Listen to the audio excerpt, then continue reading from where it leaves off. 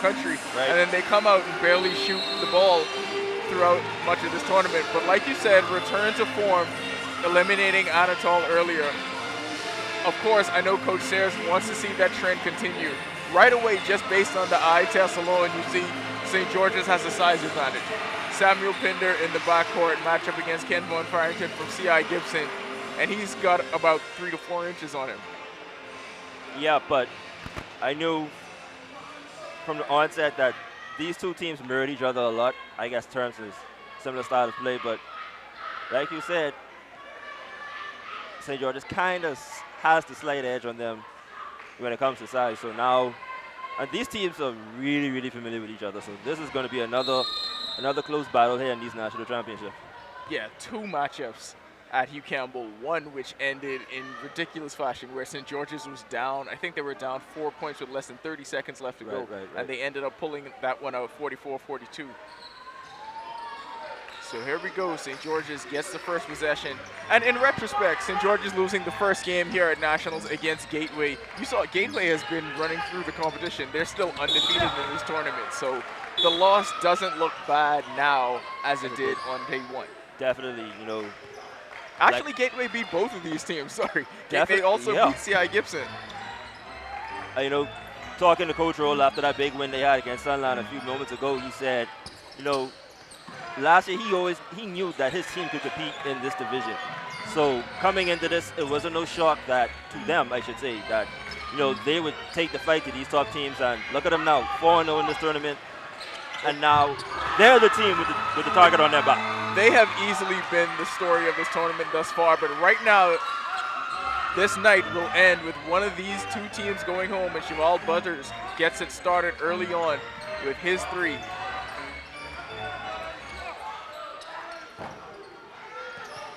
The Jaguars, when they're shooting the ball effectively from long range, are a tough team to beat. Definitely, when they have that going, along with their defense, they are a very, very, very tough team to stop. Butters kind of plays a stretch 5 role for this Jaguars team. He's a rim protector. He's a great rebounder, but as you saw earlier, he can also step out and hit the 3. And Butters shooting that 3 is something that I guess kind of came to him later on in the season.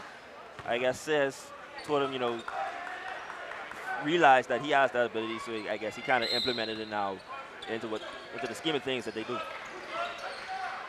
What impact will not having Paul Green in the lineup? Well, he's not in the lineup right now, but this team always needs him, recovering from a broken hand that he suffered at Hugh Campbell.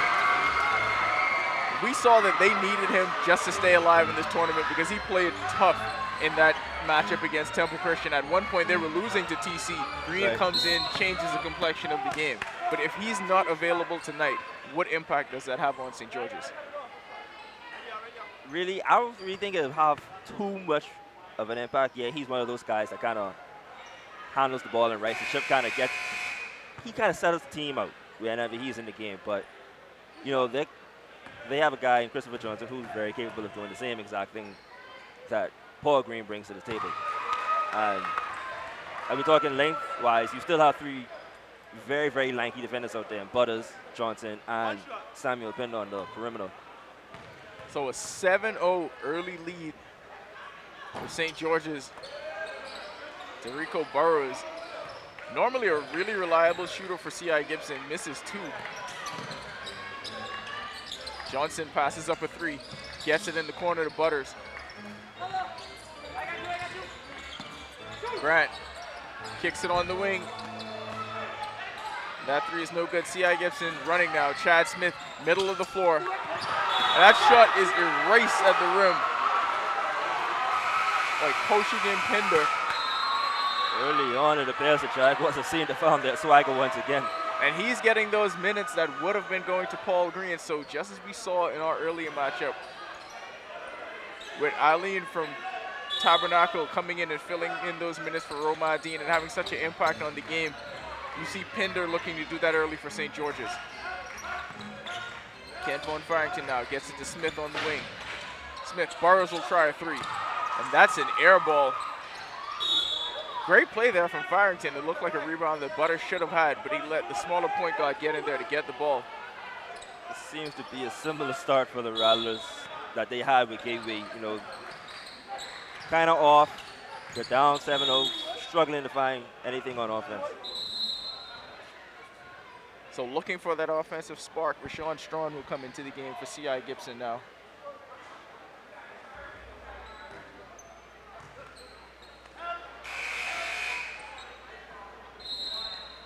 And Green checks in for Grant. So this is a really big lineup for St. George's. As you see, Green, that left hand still bandaged, still wrapped up. His cast has only been off for a few days, and he's out here giving his team valuable minutes. Right, but when it comes time for him, you know, kind of get these guys together, you know, he's still trying to. You could tell he's still trying to adjust, you know, dribbling the basketball with that cast on his hand. Burrows, see the frustration. He thought he should have had that one going to the line for a three-point play. But he is fouled. Still looking to put C.I. Gibson on the board for the first time.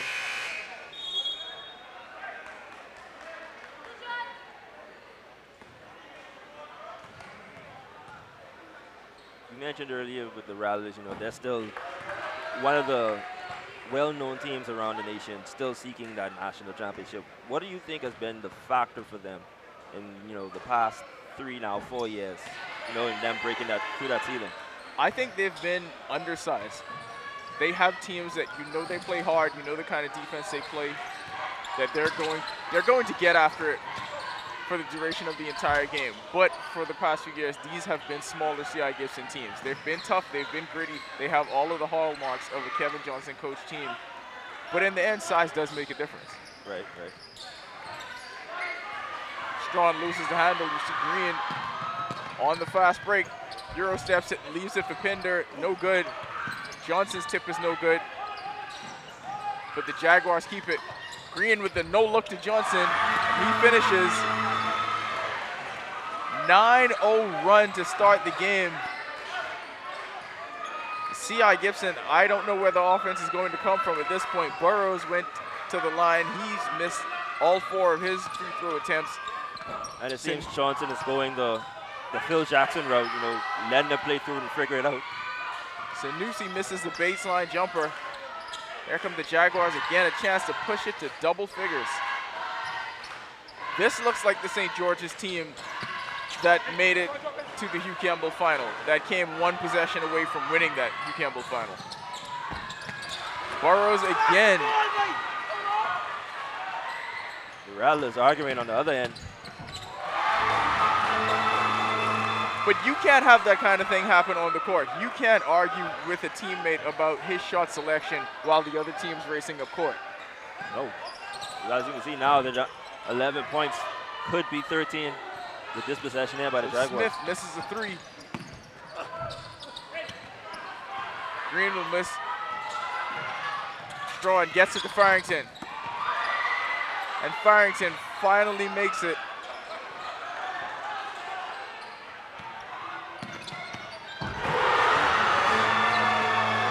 Butters with the alley-oop.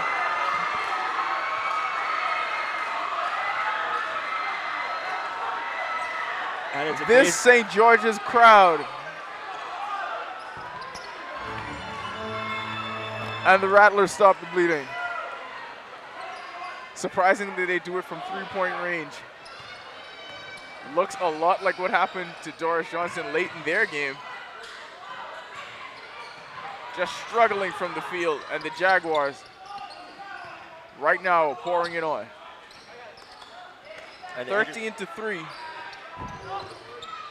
And the interesting thing about this Jaguars team so far, Samuel Pinder has not had the kind of game that you would expect to see from him on a nightly basis yet. And who knows, with the way the things are going now, this could be the game that actually, you know, gets him going.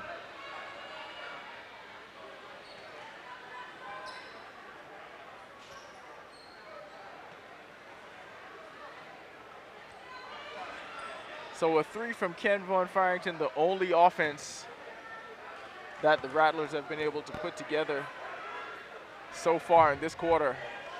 The Jaguars, an early double-digit lead. 13-3.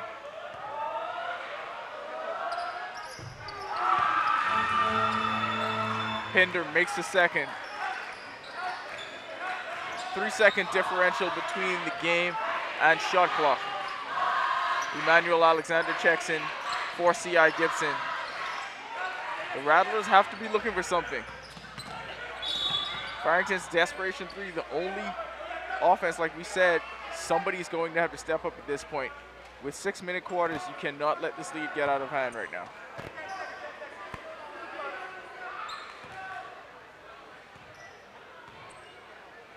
So Sanusi will go to the line, and he makes the first. Rattlers bench has been surprisingly quiet. Coach Johnson still sitting. Like you said, didn't call the timeout to regroup. He's letting them figure it out on the fly. When it works, you're a genius coach. Right. When it doesn't, people just talk a whole lot of stuff.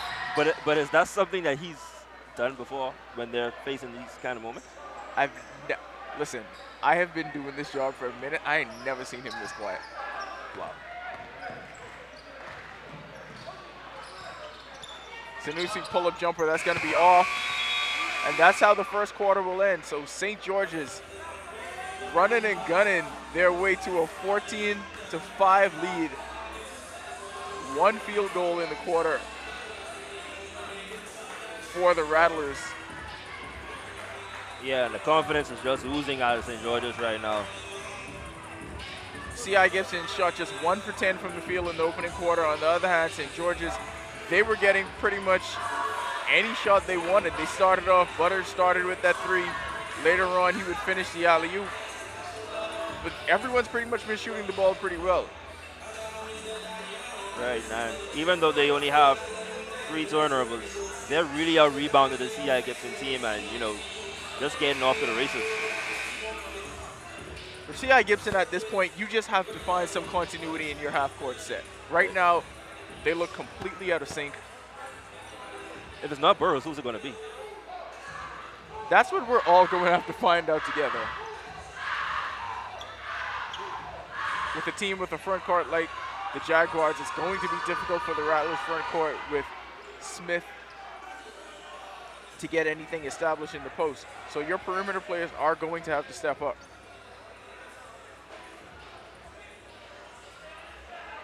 Jaguars get first possession here in the second.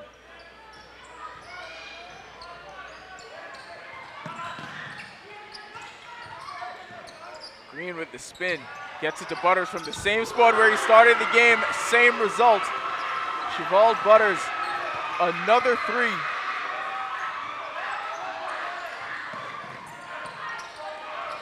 Green nearly with the steal at the top of the key.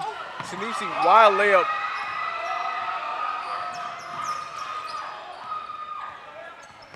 Green pump fakes. Gets it top of the key to Dwayne Gale, who's just checked in, and also number 20, Adrian Pinder. The Jaguars now going to their bench early.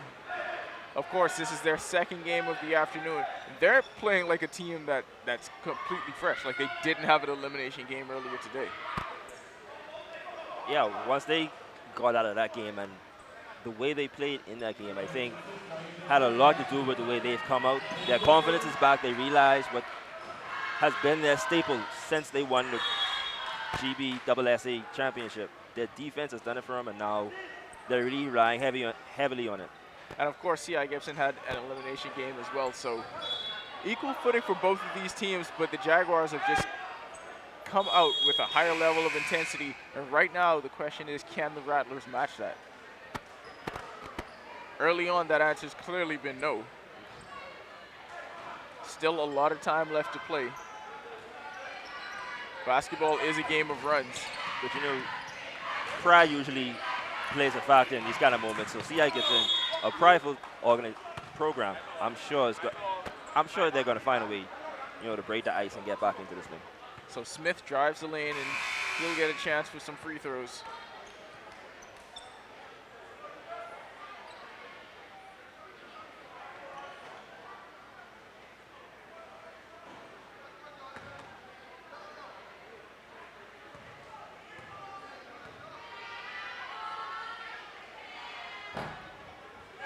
Smith makes the first.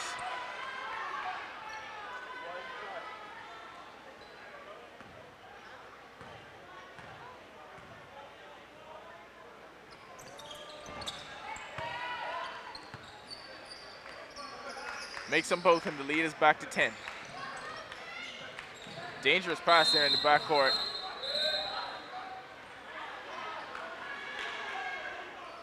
Rattlers trying to make a play defensively. Jonathan St. Fleur. He'll come up with a foul in the backcourt. So now they'll pick it up full court.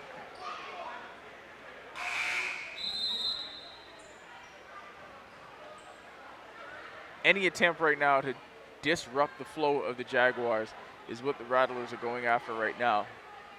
Remains to be seen whether they can do that, because early on, that hasn't been the case. As you can see now, yeah, they're trying to, match up side for side for the St. Georges Jaguars. Small backcourt they have now with Theodore Grant and Dwayne Gale. Gale has definitely come on. This is the most amount of minutes I've seen him play all season. And ever since he's come in, he's not doing that much, but he's doing a lot for this team, keep this team settled down from that point guard position. Farrington again with his second three.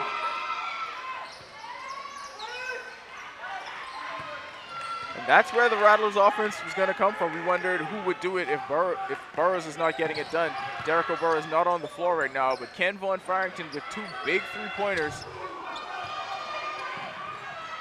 And all of a sudden, this deficit doesn't look like the daunting task it did just a couple possessions ago. Gale pump fakes and gets it to Johnson.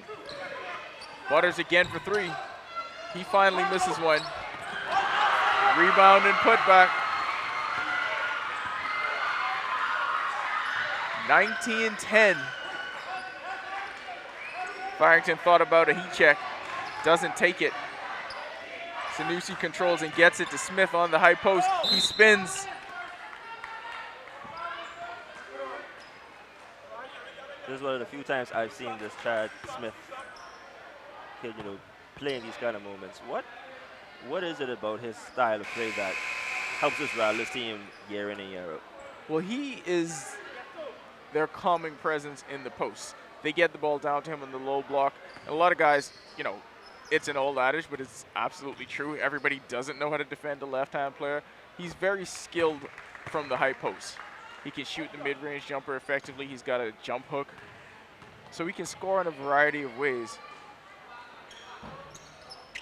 I was going to say the touch from the line. Makes one of two, but it's just an 8-point deficit.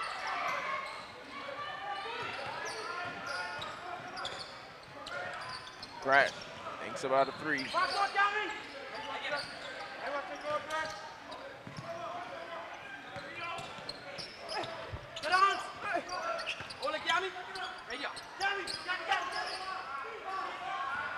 The Rattlers come away with it. Sanusi goes 1 on 3, misses it, rebounded by Gale. Into the hands of Grant, who gets it across the timeline. Nearly coughs it up, but he draws a foul.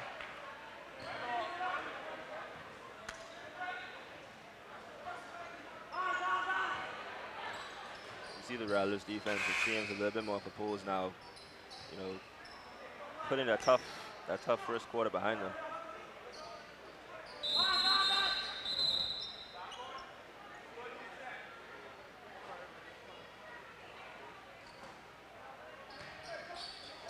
So Green inbounds it to Grant. Nearly stolen, but it's going to be a foul, just a half step too late.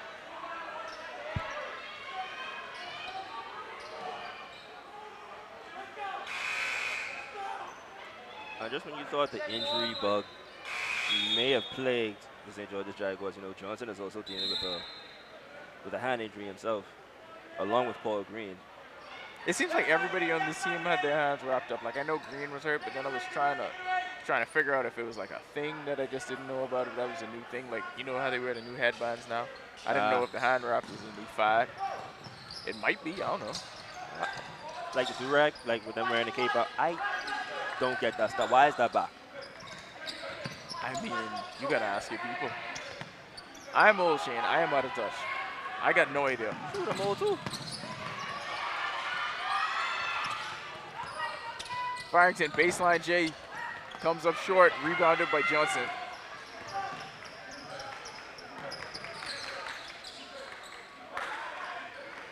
With 2.5 minutes left to play. Pinder still looking for his first three. That one is short. My, Erased at the rim by Christopher Johnson, but stolen right back by the Rattlers. Farrington fouled on the crossover. Johnson, of course, a two-sport athlete, at one point Carifta medalist in the high jump, and he put all of those leaping skills on display right there, going up and just pinning that on the glass. yeah, another thing about the St. George's team, I think Paul Green and Samuel Pinder, they also are long-distance runners. So you could tell why that double overtime game in New Campbell Championship, they never seem to run out of gas. C.I. Gibson still looking to cut into this deficit.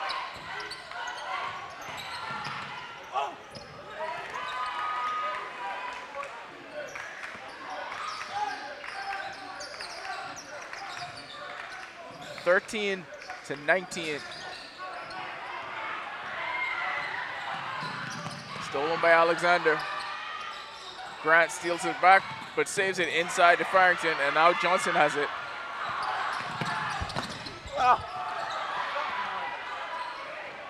This game right now moving at the Rattlers' pace. Offensive foul, Jaguars get it back.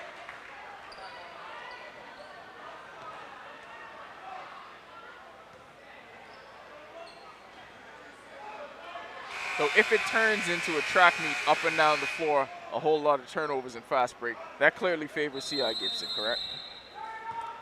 Not top to bottom. I mean, I'm sure if you put at least the best four from St. George's and the best four from CI, I'm sure St. George's could. No, but I mean, with a team with a size advantage, they Right. want to slow the game down and play in the half-court set Gotcha, because they have a much better half-court offense than C.I. Gibson has. C.I. Gibson has struggled to score Right. in the half-court set, so what they want to do is turn you over quickly and race up and down the floor. That's not what St. George's wants to do. St. George's plays a much more controlled ball game, whereas the Rattlers, they've got to be running. You don't have the size advantage to slow it down and dump the ball into the post and look for an easy basket. Right, but the counter to that is the fact that the St. George's Jaguars are fully capable of doing that, and with the size advantage. So so St. George's is going with that kind of momentum and they're actually doing it at a really, really efficient rate. You just pretty much putting yourself at a disadvantage.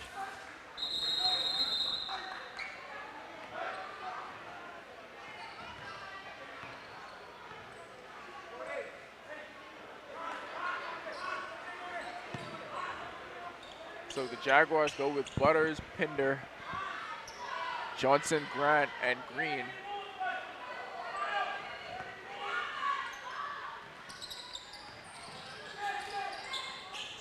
Grant gets it to Green.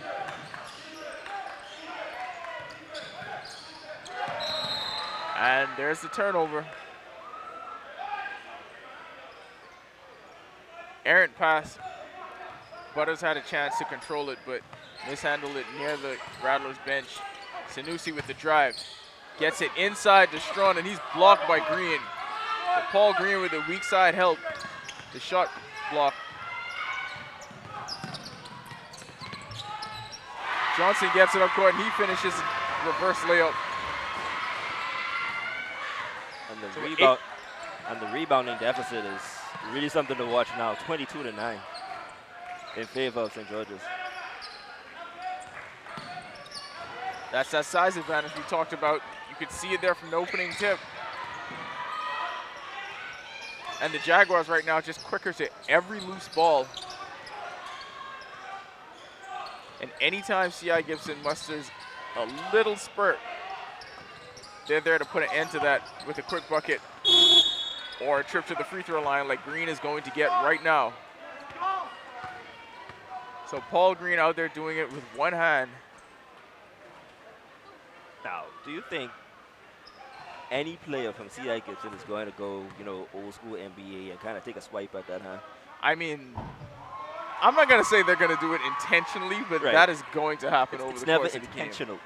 I'm positive it happens anytime you step on a basketball court. I mean, especially with C.I. Gibson. So if you have a cast on your hand, it's a target. And a lot of players have admitted to doing that. If they know you have an injury on your hand, they're going to go at it. Hey, you on the floor.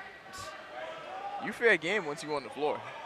Bingo. So I think that's something that, you don't want to coach that, but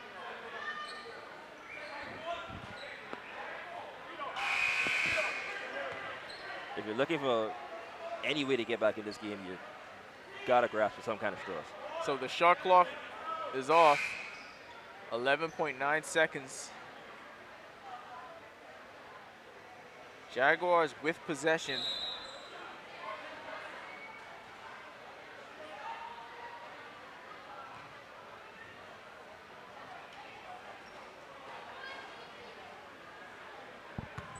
So now in the bonus, looks like Grant will go to the line to shoot 2. His first free throws attempt of the night. He makes it, gets the 10-point lead.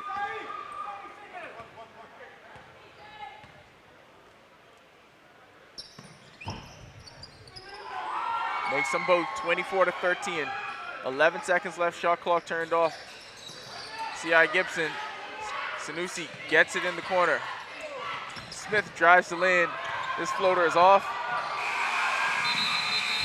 And that's how the half will end. 24-13. St. George's 9-0 run to start the game, dominated throughout. C.I. Gibson just 5 points in that opening quarter, 13 at the half. Reminiscent of the same struggles we saw from Doris Johnson in the earlier game where they were struggling to score the basketball. But the St. George's Jaguars, dominant first half. They look like the team we've been accustomed to seeing. Right, and as we're seeing a lot in the tournament, there's been a lot of up and down play North and South basketball, but a lot of it hasn't been translating into the kind of success, you see St. George's having here tonight. And I guess now it's just a matter of, teams being more efficient. When you get these kind of opportunities, you cash in. If you're out on the break, you don't want to squander it. And now, I think now that St. George's has their confidence back, you see what they're doing right now. C.I. Gibson, Derico Burrows, their leading scorer all season long, has struggled tonight. I have no idea where the offense is going to come from when he's not getting it done. Farrington has stepped up. He's had 2 big threes, but they've just looked out of sync. The defense of St. George's, they're one of the best defensive teams in the country, so you have to be on point when you come out to play them. This C.I. Gibson Rattlers team has not been on point. But, Kevin Johnson, he's definitely going to get them, together. We all know his cachet as a coach. So I don't imagine that the C.I. Gibson Rattlers will be down too long. They'll figure this out. This is, like you said, this is their style of play. It's just a matter of them not squandering their opportunities when they get the fast break up. So St. George's takes a 24-13 lead into the half. We'll be back for the third quarter, our final game of the night here on night 3 of the Bahamas National High School Basketball Championships.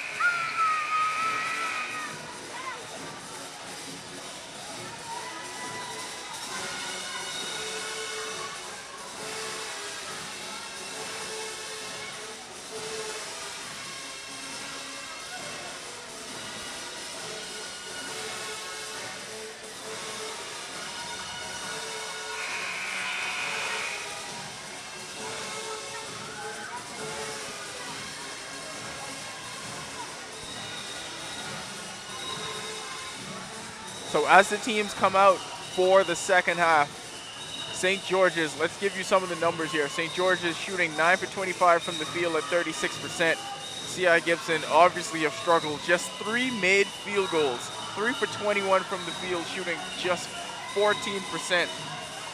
I mean, that's the glaring difference in the game right there. Definitely.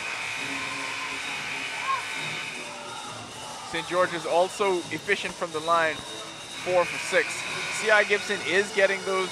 They will get free throw attempts because they're a team that constantly drives the ball to the basket. So they will get free throw attempts, but they have to find other ways to score. Just 21 shot attempts, that's not going to do it, especially when you're shooting this kind of percentage, 14%. You're going to struggle to score 40 points that way. Right, but you don't imagine that, Burrows would stay down and stay cold too long. Look for him to be kind of aggressive coming out the gate because, this Rattlers team, they really need some offense and they really need him to wake up. So he came out 0 for 3 from the field, 0 for 4 from the line, and he will not be in this starting lineup in the third quarter. So surprising decision, I think, from Coach Kevin Johnson. Yes, he just, riding the wave of players that's actually giving him some kind of energy. I guess he felt Burrows wasn't giving him that, so I guess this is where he wants to, wake him up a bit. You've got to trust your star player. I know he has 2 fouls, but you have to trust him to be able to manage his fouls in this situation. You're down 11 in an elimination game. Farrington gets it to Sanusi for 3. And that's a great way to start the third quarter. A 3-pointer on your opening possession gives you a chance to set up your defense full court. Nearly a steal, but it gets through to Butters. And now Farrington does steal it.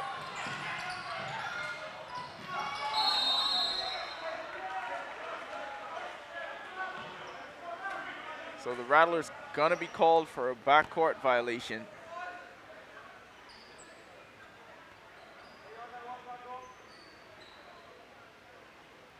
Just when it looked like the momentum was going to shift. You open with a 3 and you get a steal. Farrington couldn't control it. Now the Jaguars with a chance to respond. Looking for Butters in the low post. Johnson takes a baseline J. That's no good. But Butters is the kind of big where you don't have to establish him in the post, but he's going to be there on the offensive glass. You mentioned earlier the huge advantage St. George's has. And you see it right there. Butters giving them the second chance point. Right, he does a good job just floating around the rim box. He's really lanky. He gives up a lot of size, but height-wise, he rebounds with the best of them. The rebound disparity, 13. Butters leading the way for the Jaguars with 8. Johnson has 6. Farrington 6 for the Rattlers. And you mentioned they did all this without Samuel Pinder, who's now at the line, missed his first, without him providing anything on offense. Right, now, but that's just a testament to this Jaguars team, They're really deep. Their offense doesn't just flow through one player. And even if Sammy's off, they've got Paul Green be there, Cheval, they still got Christopher Johnson. Sanusi nearly comes up with the steal.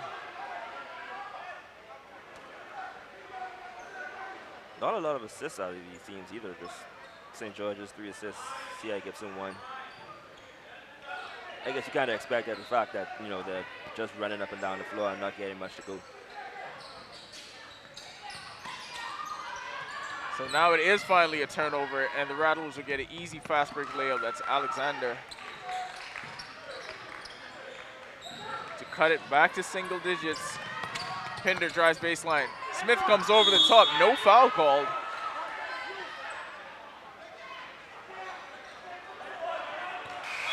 The Rattlers.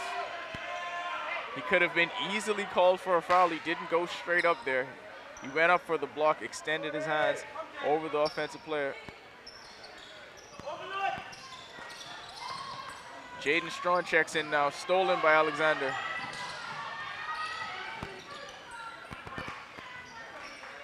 So every possession now amplifies in importance for the Rattlers. Faced with this deficit, they need their best quarter of the tournament at this point. Farrington short on the three, but chases down his own rebound. The smallest player on the court kicks it to Alexander. He misses a three. Strawn will tie up Green. That's where it's going to start for the Rattlers. They've really got to fight back on these rebounds because St. George's is really just cleaning up the glass. And the possession arrow will go to St. George's.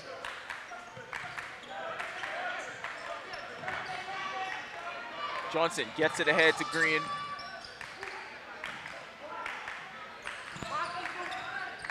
Now, on the perimeter, Grant takes a jumper.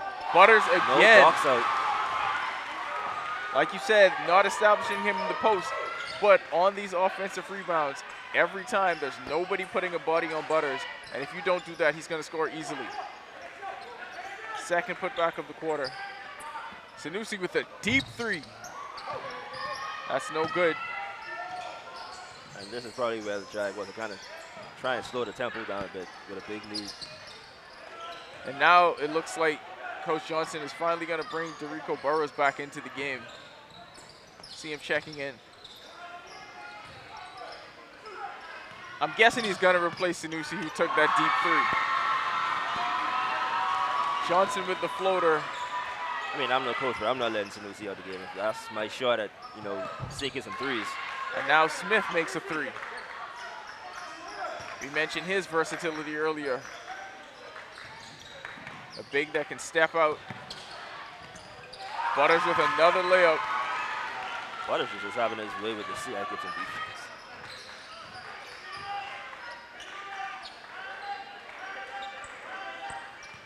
C.I. Gibson again passing on the perimeter. Farrington will drive. No call. Green and Smith fight for the rebound. Green will be called for a foul.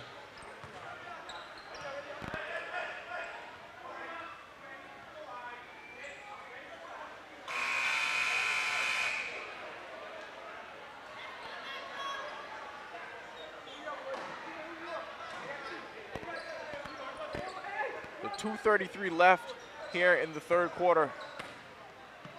C.I. Gibson unable to cut into this lead.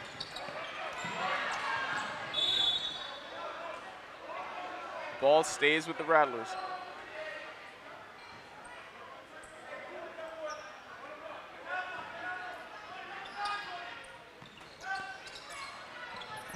It's another missed three.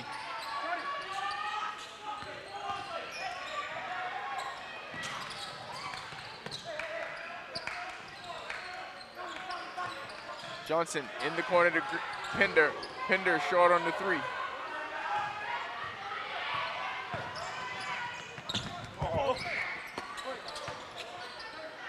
Pinder rebounds it, gets it to Butters.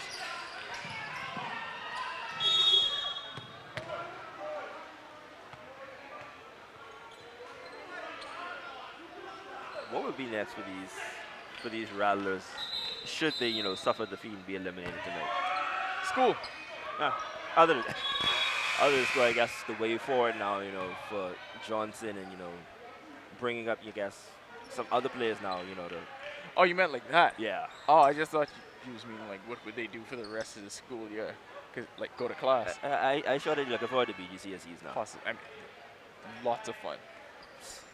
You don't miss coursework? Maybe a little bit. Maybe art. Like who don't miss learning about the Loyalists for some reason or whatever? I certainly don't. I don't miss history at all. Social studies, history.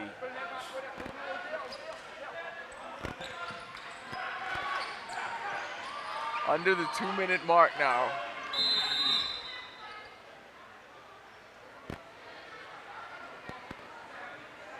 Referee stopped play. Looks like they just need to settle things out. At this point, it's going to get chippy.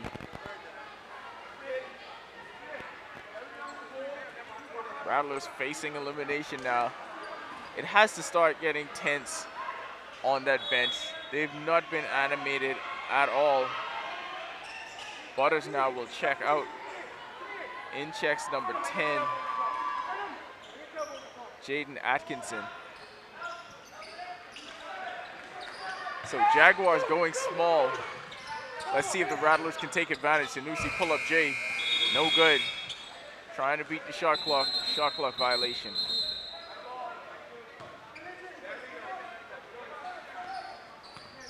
So this final minute 40, very important for the Rattlers. You need to establish some sort of positive momentum headed into the fourth quarter. Burrows playing the passing lane well. He deflects on. Right, but it also seems like this league could be bigger than what it is. 11 points, it seems big, but it's not insurmountable.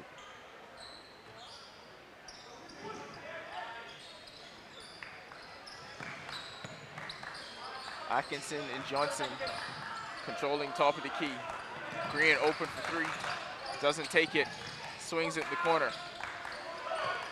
Grant tries a skip pass, stolen by Burrows. And finally, Derico Burrows gets his first basket of the game. He will have a chance to go to the line and convert a three-point play. All it takes is one to go, and that could be the one that gets Burrows going. The minute he stole that ball, you knew he was taking it coast to coast. There was absolutely no chance he was going to pass that to anybody else. Of course, they need that boost from him immediately. Burrows still over from the line. 0 for 5 from the free throw line at this point, but he got his first field goal. Deficit cut to 10, 1:09 left to play in the third.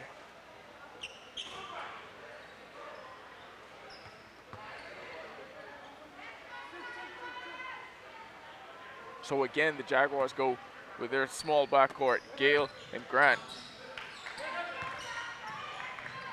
Johnson and Green up front along with Atkinson. Grant comes down with it. In the corner to Green. Skip pass to Johnson. Over to Gale, corner three. No good. Rebounded by C.I. Gibson. Here's Burrows again on the break. He goes 1-on-4, misses. Gale the other way. His layup is no good. Sanusi slows it down now. Gets it in the hands of Burrows. 28 seconds left. Burrows gets the step. His runner's no good. Rebounded by Paul Green. Gets it ahead to Johnson. Nobody got back. Very late whistle. Late whistle, but the right call. Nobody protected the basket. And Johnson just ran by the entire C.I. Gibson defense.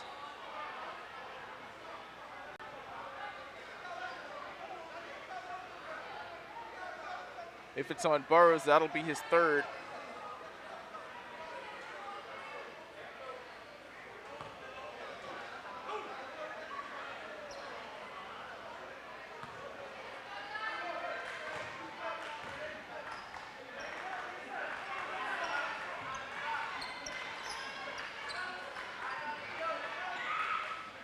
Burrows shot fakes on the three.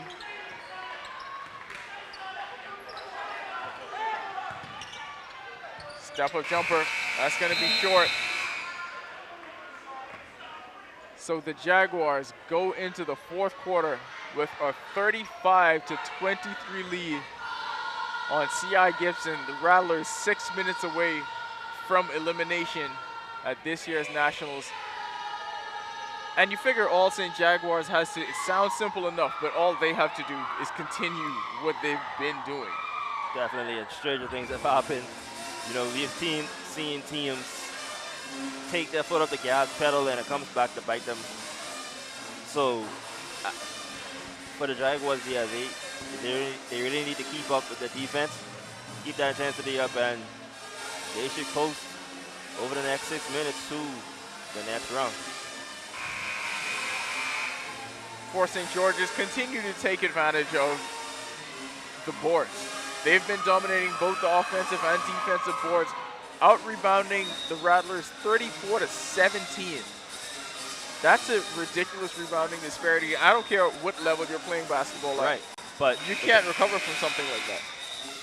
And the makeup of the C.I. Gibson Rattlers, even though they may be a little undersized to the St. Georges Jaguars team, it comes down to hustle. Like, you've got to want it just as much as the next team, and it just doesn't seem like they want it that much. I mean, you can really want it, but when the front line for the other team has a guy that's 6'8", a guy that's 6'6", another guy that's like 6'4", they're just going to beat you on the boards every time. The Rattlers, just 6 points in the paint. The Jaguars have 22. Jaguars with 11 second chance points. Rattlers have 2. That's the difference in this game right now.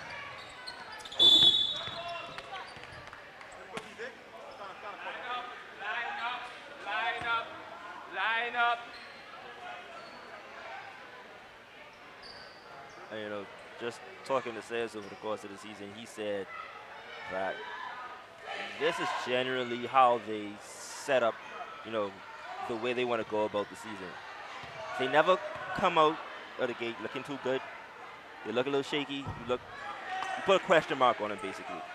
And then by the time as the Mary Star tournament comes around, you start to see them, okay, now they're looking good. Now the regular season comes, that's when they start to play their best basketball. As you can see, they won the regular season championship.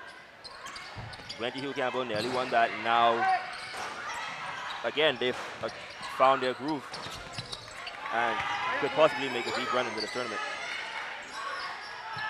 Well, as of right now, they definitely look like the team that we expected them to look like.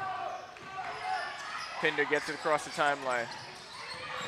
Nearly a turnover. Johnson's floater is no good. There, the length again. Size advantage. Second, third shot opportunities. My goodness. Just cannot keep Butters off the glass.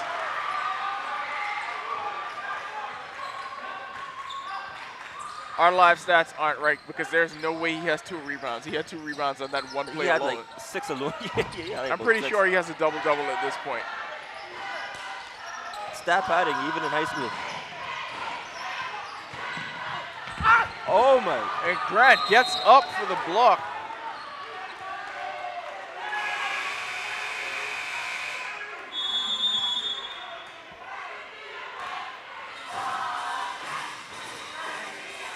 Home court advantage making a difference right now. St. George's 37, to 25. Time ticking away and running out for the Rattlers. 5 minutes left here in regulation. What does C.I. Gibson do differently? Yeah, you know what? As confused as you are right now, that is just how confused they are in the huddle. Stay in front of your man, I guess. No, they're just taller.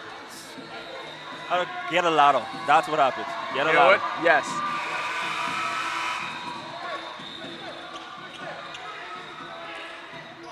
You think they miss Bamboo?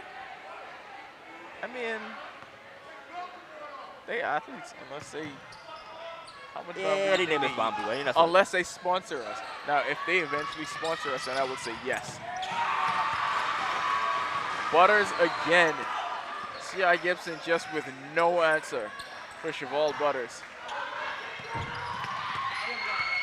Chad Smith makes his second three-pointer of the game. C.I. Gibson desperately trying to get this deficit to single digits. But the Jaguars always have an answer. Gale with a floater. If he made that, it would have been the first three-point floater in Bahamian basketball history. We missed an opportunity to see that. I feel robbed. Smith spins into the lane. He stripped, but fouled. So with 2 makes here, a chance to cut it to 9.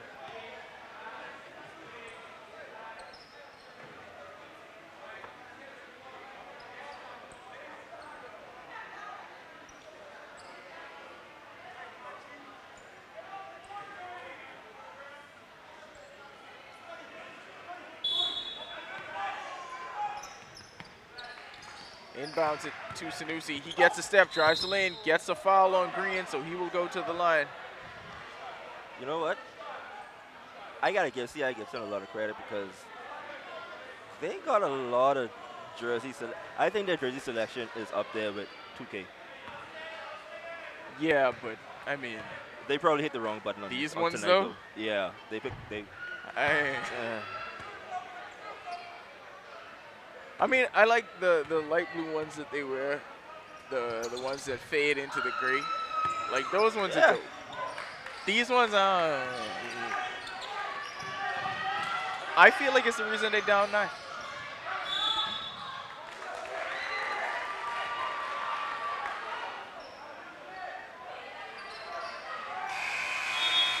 (39-30), under 4 minutes left to play now.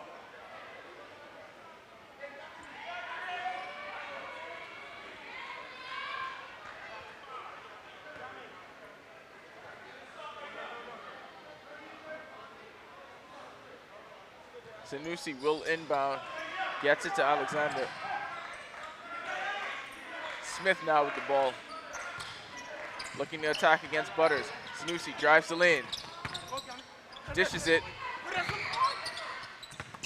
Butters will save it. C.I. Gibson comes up with it, blocked by Green. C.I. Gibson still with it, another block. Great defensive stand from St. George's, but they throw it away. Smith has possession. Whoa, whoa, whoa. Looks like it. Yes. That's not going to get you back to the game. Come on. Interesting to see how the refs are going to plan this one out.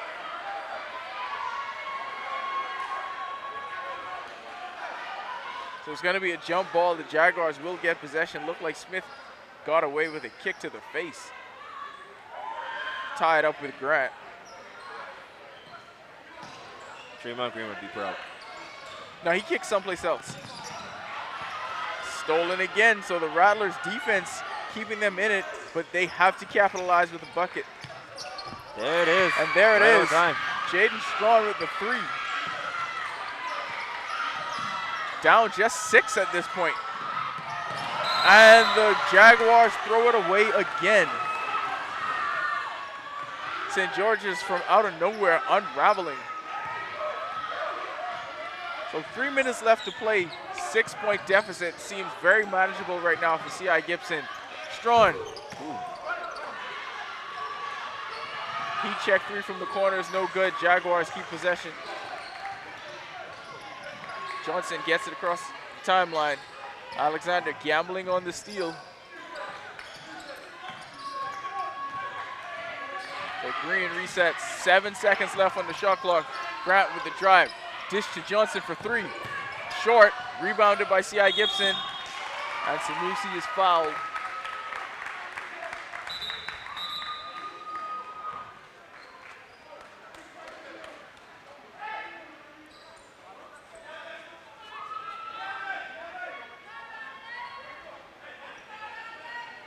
(39-33), 2:30 left. Final game of the night is an elimination game. I'm sure the Rattlers, they don't want to settle with just 3-pointers. They need to find some easy buckets inside. Sanusi drives the lane, double clutches and makes the lefty layup.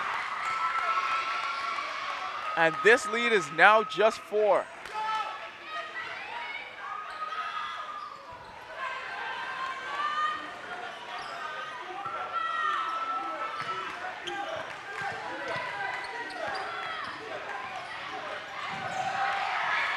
Deflected by Alexander, but the Rattlers can't come up with it.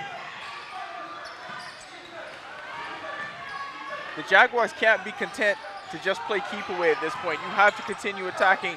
Do the things that got you here. Smith comes up with the block. Big block.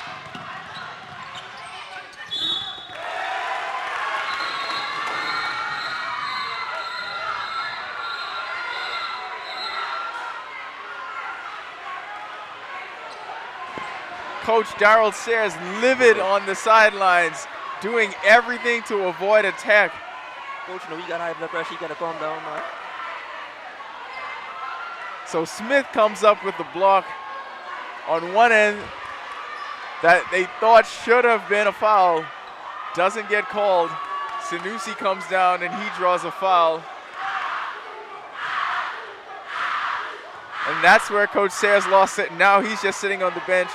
Referee Christian Wilmore now talking to the St.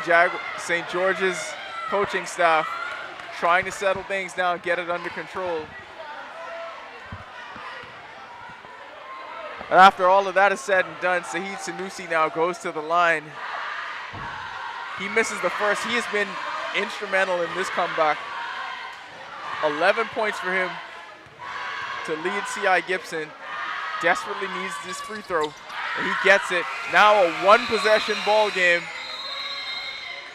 We found our answer. The Rattlers call time. We wondered who would be that guy to step up if Burroughs doesn't get his game together, and Sanusi definitely has shouldered the load for this Rattlers squad. Chad Smith has been big on both ends of the floor, knocked down a couple threes. He's been huge on defense. He even got away with kicking guy. And Sahid Sanusi has been great in the open court. On the other end, you have got to get the ball. Just give yourself a chance. The shots that the Jaguars putting up may not have been the best shot selection, but Cheval Butters was cleaning everything up. You had a rebounding advantage that was nearly 2-1. You've got to get shots up and give your offensive rebounders an opportunity.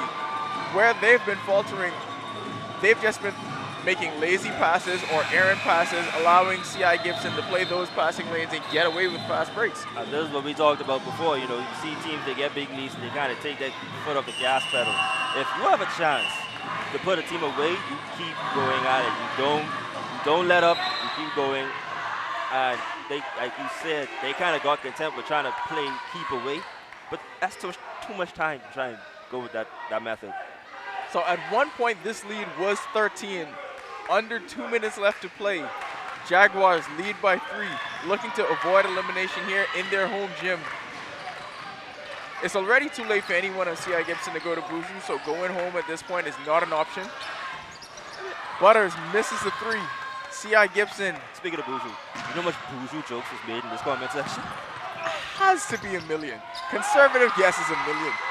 Chad Smith misses the layup. The Jaguars get it back.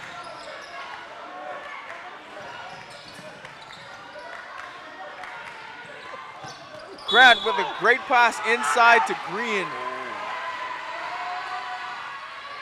You talked about him getting hit on the left hand. That was it right there. You see him readjusting that strap.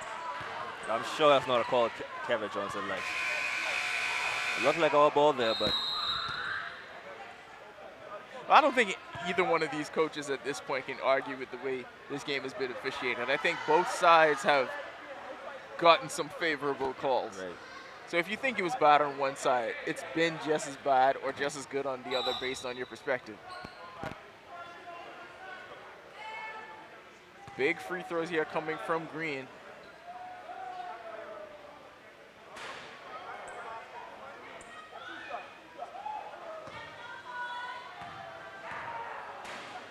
Chance to push it to a 2-possession ball game. Rims out on the first.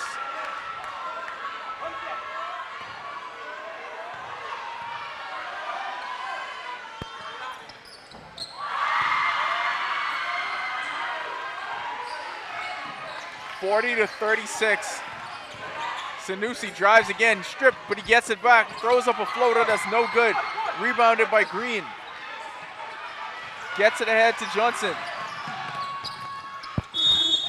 Pinder is going to be fouled, and Samuel Pinder will go to the line.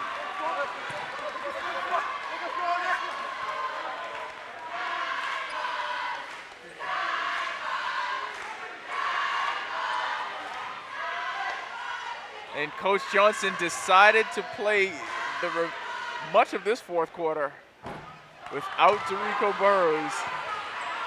And I think at certain points you want to ride with the squad that got you back into the game, but also you got to remember what brought you here. That's your best player. At some point you have to get him back on the floor as this game winds down. I don't know if I would be playing him on the bench this entire time. You can imagine if they get a bucket now, he's gonna pull Burroughs, he's gonna get him in. So Alexander fouled on the tip-in attempt. He will go to the line. Rattlers need to convert from the line at this point. 54.6 seconds left to play. But apparently nothing new with these two teams. That you expect. You wonder it's going to swing either way. Misses the first.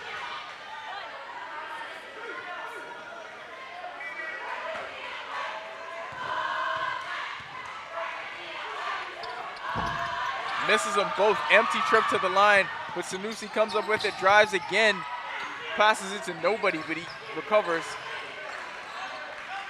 7 seconds left on the shot clock.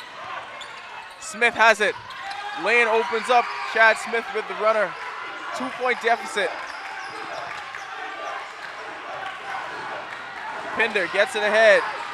Green lobs up for Butters. And that could be the game breaker. Green goes up top, and Butters finishes the alley-oop. 42-38. Alexander out of control, but he's bailed out by a foul. He goes to the line again.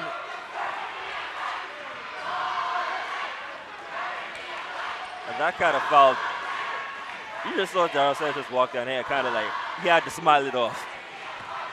Well, he had a moment where he, almost popped. Then you see that vein, like right there, in his neck. He almost popped that 2 possessions ago. Alexander makes the first.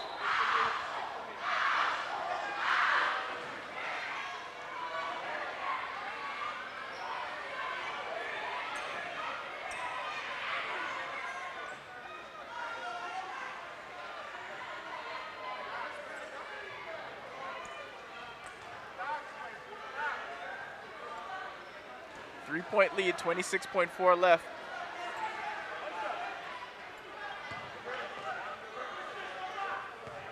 Big free throw here for Emmanuel Alexander. And he makes them both.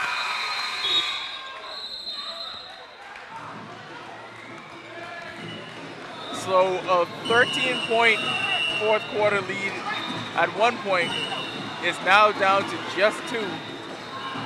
Huge possession here. There is about a 5-second differential.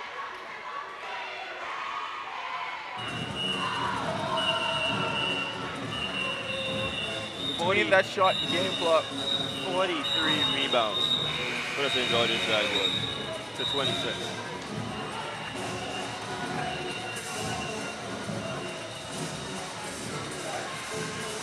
So Alexander goes to the line and makes 2 key free throws to keep the Rattlers in it. And now they have to come up with a defensive stop. 26.4. How soon do you foul right away, or do you try to play straight up defense? I think you just want to make sure. I think you go right away. Whatever you say, I'm going to say the opposite, but go ahead. I think you want to try and make sure you get into that worst free throw shooter's hand. But are you going to just play straight up defense going for the steal, or are you going for the foul? No, you go for the foul. Or just hope for the best. I think the Jaguars are just mishandling the ball so much you can come away with a steal at this point. All right, no, you absolutely got to foul. But what are you doing? Like, you got to foul somebody. You want to foul because he's been struggling from the line. How are you not fouling?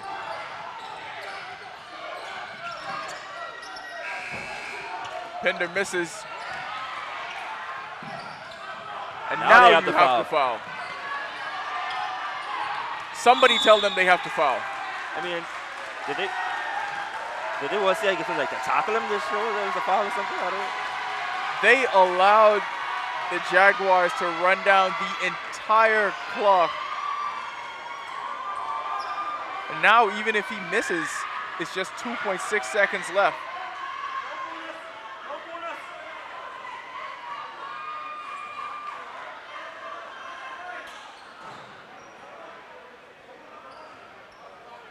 Oh, they weren't even in the bonus, so they definitely should have fouled early.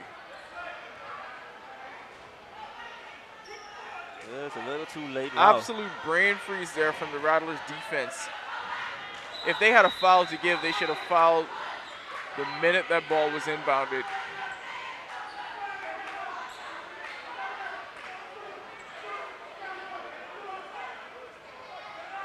So 2.6 seconds left. All the Jaguars need to do is get the ball inbounds.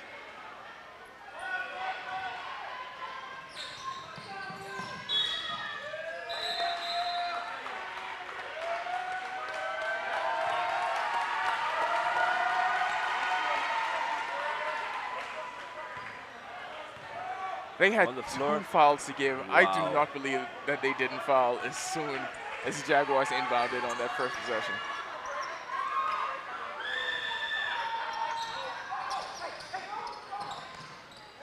And that'll do it. The Jaguars survive and advance 42-40. C.I. Gibson, their time in the Nationals is done. Jaguars led by Cheval Butters, 18 points. Christopher Johnson had 10 points, 10 boards. They survived a game where Samuel Pinder only went 1 for 7 from the field. And for C.I. Gibson, they go down with Saheed Sanusi leading the team with 12, Chad Smith with 11. St. George's, it's been an up and down tournament for them, but they still have an opportunity. They're still in it, and all you need is a chance. But they're looking like the team that we thought could win. This was a tough game, but they gutted it out, protected home court, and now they're moving on. Right, at a period that they probably needed to be on the brink of elimination to get back to the kind of basketball that they played. They survived Anatole, now they survive C.I. Gibson. You know, now looking forward to tomorrow. They just got to come back out with the same intensity. So that'll do it for night 3. We move into Sunday's semifinal games. Now everything is going to be elimination. So now the stakes are at their highest. Join us tomorrow, 10YS TV, 2019 Bahamas National High School Basketball Championships, brought to you by the IL Cares Foundation.